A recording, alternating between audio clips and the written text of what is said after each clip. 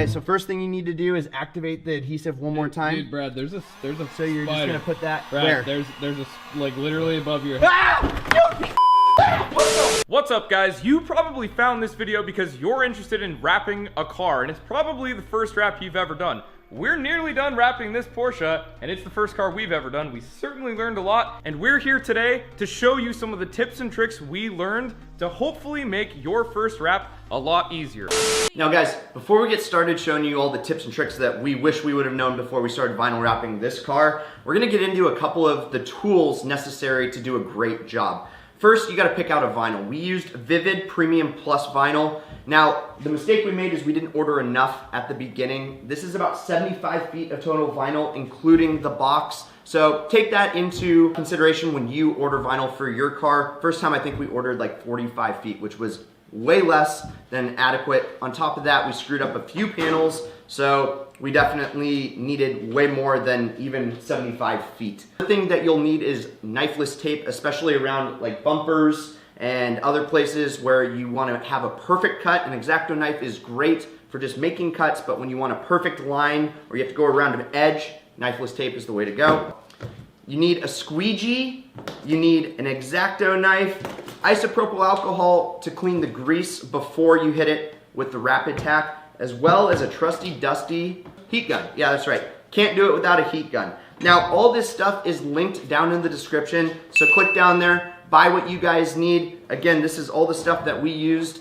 One of the things that we did that really helped was we started to work the vinyl and get acclimated with it. So let me show you over here. Take some sort of scrap piece and put it between here and here, okay? Now what we want to do is we want to heat it up, but take a quick look at these imperfections in the vinyl. This new vinyl is so good that with just a little bit of heat, this will go all the way, right? So check this out. I'm gonna heat it up, heat it up, heat it up. Look at that, disappears. Now the second thing I want you to do is go through and really work the stretch. Now watch this, I can really mess with it, okay? Now watch this, with a little bit of heat,